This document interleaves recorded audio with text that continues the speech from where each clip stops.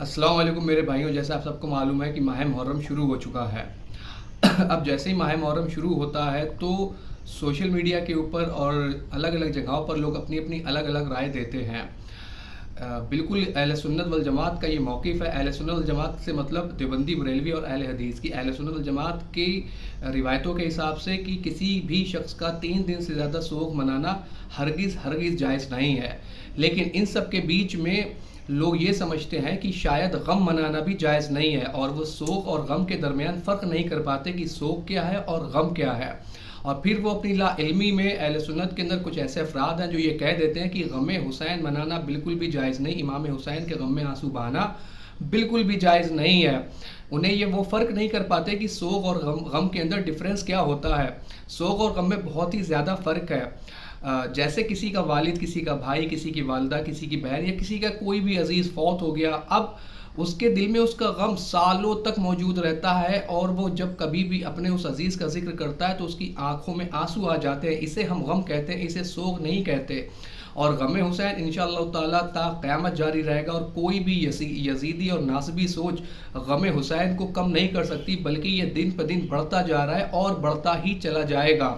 اور یہ میں باتیں اپنی طرف سے نہیں کہہ رہا، یہ بالکل حدیث سے ثابت ہے، بالکل صحیح سند سے ثابت ہے کہ غم حسین کے اندر آنسو بہانا یہ بالکل جائز ہے، بالکل جائز ہے۔ اس کے اوپر کوئی بھی قباحت نہیں ہے، کوئی بھی پکڑ نہیں ہے۔ اور کوئی شخص اگر یہ کہتا ہے کہ غم حسین میں آنسو بہانا جائز نہیں ہے تو پھر وہ دلیل دے کہ کیوں جائز نہیں، اور دلیل ان کے پاس یہ ہے کہ شہادت ایک عظیم مرتبہ ہے، اور شہادتوں جو شہید ہوتے ہیں ان کے اوپر رویا نہیں جاتا، ان کے اوپر غم نہیں کیا جاتا۔ بالکل شہادت ایک بہت ہی عظیم جو ہے وہ مقام ہے، لیکن جب نبی پاک صلی اللہ علیہ وسلم غم حسین میں آنسو بہا سکتے ہیں، جب نبی پاک صلی اللہ علیہ وسلم حضرت حمزہ کی شہادت پر آنسو بہا سکتے ہیں، تو ہم بھی نبی پاک صلی اللہ علیہ وسلم کے امتی ہیں، ان کے ماننے والے ہیں۔ انہوں نے جو کیا ہم اس کام کو سنت سمجھتے ہیں، اور وہی سنت ہے، تو ہمارے نزدیک بھی غم حسین میں آنسو بہانا بالکل جائز ہے۔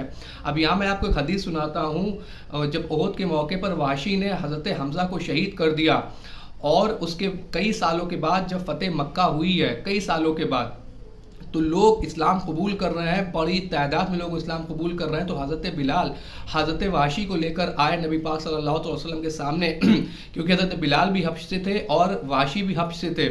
تو حضرت بلال نے کہا کہ یا رسول اللہ، ان کا یہ اسلام قبول کرنا چاہتے ہیں۔ تو نبی پاک صلی اللہ علیہ وسلم نے دیکھا کہ یہ تو وحشی ہیں، کہ حضرت حمزہ کے قاتل۔ تو آپ صلی اللہ علیہ وسلم نے ارشاد فرمایا کہ وحشی، تیرا اسلام تو قبول ہے، لیکن تو ایک کام کرنا، مجھے اپنی شکل مت دکھانا۔ وہ نبی پاک صلی اللہ علیہ وسلم جو امتیوں پر اتنی شفقت فرماتے ہیں، جو اپنے اصحاب سے اتنی محبت کرتے ہیں، وہ نبی پاک صلی اللہ علیہ وسلم جنہیں رحمت للعالمین کہا جاتا ہے، وہ حضرت وحشی سے کہہ رہے ہیں کہ اسلام قبول ہے لیکن مجھے اپنی شکل مت دکھانا۔ کس کے غم میں؟ حضرت حمزہ کے غم میں۔ جبکہ احد جو ہوئی ہے وہ بہت پہلے ہوئی ہے، حضرت وحشی نے کئی سالوں کے بعد اسلام قبول کیا۔ اتنے سالوں تک بھی حضرت حمزہ کا غم نبی پاک صلی اللہ علیہ وسلم کے دل میں زندہ ہے، اور یہ بخاری کی حدیث ہے میرے بھائیوں۔ اب بات کرتے ہیں کہ امام حسین کے غم میں آنسو بہانا کیسا ہے۔ تو میرے بھائیوں، نبی پاک صلی اللہ علیہ وسلم کے پاس ایک مرتبہ حضرت علی جو ہے وہ تشریف لے کر آئے، اور مولا علی نے دیکھا کہ آپ صلی اللہ علیہ وسلم نے امام حسین رضی اللہ تعالیٰ عنہ کو اپنی گود میں اٹھایا ہوا ہے، اور آپ کی آنکھوں سے آنسو جاری ہیں۔ تو مولا علی فرماتے ہیں کہ میرے ماں باپ آپ پر قربان، یا رسول اللہ آپ کی آنکھوں میں آنسو کیسے آ گئے؟ تو نبی پاک فرماتے ہیں کہ ابھی جبریل امی آئے تھے، اور انہوں نے بتایا کہ آپ اس بچے کو اتنا پیار کر رہے ہیں، اور یہ بچہ آپ کی امت جو ایسے نہر فرات کے کنارے پیاسا شہید کر دے گی۔ تو ابھی تو امام حسین کی شہادت ہوئی بھی نہیں ہے، ابھی تو آپ کی چھوٹی سی عمر ہے۔ اس وقت نبی پاک صلی اللہ علیہ وسلم اس منظر کو یاد کر کے آنسو بہا رہے ہیں۔ تو پھر اگر ہم آج امام حسین کے غم میں آنسو بہاتے ہیں تو اس کے اندر تمہیں درد تکلیف کیا ہے، کیا دقت ہے؟ یا تو آپ ہمیں دلیل دیں۔ اور دوسری دلیل ابن عباس فرماتے ہیں کہ دوپہر کا وقت تھا کہ نبی پاک صلی اللہ علیہ وسلم خواب میں تشریف لائے، اور میں نے دیکھا کہ آپ صلی اللہ علیہ وسلم کے بالوں میں بکھراؤ ہے، داڑھی مبارک بھی بکھری ہے، آپ پریشان نظر آ رہے ہیں۔ تو میں نے پوچھا یا رسول اللہ، میرے ماں باپ آپ پہ قربان، آپ کو کس چیز نے پریشان کر دیا؟ تو آپ صلی اللہ علیہ وسلم کے ہاتھ میں ایک شیشی ہے، اور فرماتے ہیں کہ میں صبح سے میں اس کے اندر امام حسین اور ان کے ساتھیوں کا خون جمع کر رہا ہوں۔ ابن عباس کہتے ہیں کہ میں ہڑبڑا کے اٹھ گیا، میں نے وہ دن اور تاریخ نوٹ کر لی، اور کچھ سالوں کے بعد پتہ چلا کہ امام حسین کو نہر فرات کے کنارے شہید کر دیا گیا۔ تو میرے بھائیوں، نبی پاک صلی اللہ علیہ وسلم امام حسین کی شہادت سے پہلے بھی غمگین ہوئے ہیں امام حسین کی شہادت پر، ٹھیک ہے۔ نبی پاک صلی اللہ علیہ وسلم نے خواب میں آ کر بشارتیں بھی دی ہیں۔ ام سلمہ سے بھی روایت ملتی ہے کہ ان کے خواب میں نبی پاک صلی اللہ علیہ وسلم بھی تشریف لائے، اور یہی سیم واقعہ ان کے ساتھ بھی پیش آیا۔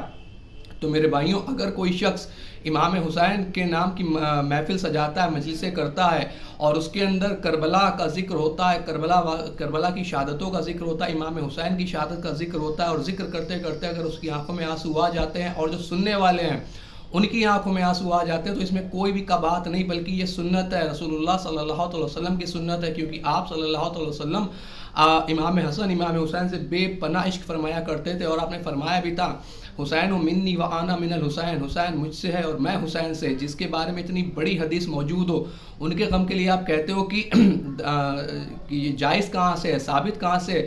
سمجھو اہل بیت کا مقام سمجھو، امام حسین کا مقام سمجھو، کہ کہیں ایسا نہ ہو کہ اہل بیت کے بغض میں تم جہنم کے اندر چلے جاؤ۔ اور اس پر انشاءاللہ تعالیٰ میں عنقریب ایک ویڈیو بناؤں گا کہ جو لوگ یزید کے دفاع میں لگے ہوئے ہیں اور یزید کو بچانے کی کوشش کر رہے ہیں اور ناکام کوشش کر رہے ہیں کہ وہ امام حسین کی شہادت میں اس کا کوئی بھی ہاتھ نہیں، پورا ہاتھ ہے اس کا، انشاءاللہ تعالیٰ پورے دلائل کے ساتھ وہ ویڈیو آپ کے سامنے آئے گی۔ اور پھر میں کہتا ہوں کہ امام حسین کے غم میں رونا بالکل جائز ہے، نبی پاک صلی اللہ علیہ وسلم کی سنت ہے۔ ہاں، سوگ 3 دن سے زیادہ نہیں ہو سکتا، آپ کو سوگ اور غم میں ڈفرنس پتہ کرنا ہوگا کہ سوگ کیا ہے اور غم کیا ہے۔ امید ہے کہ بات آپ کے سمجھ آئی ہوگی۔ الا البلاغ۔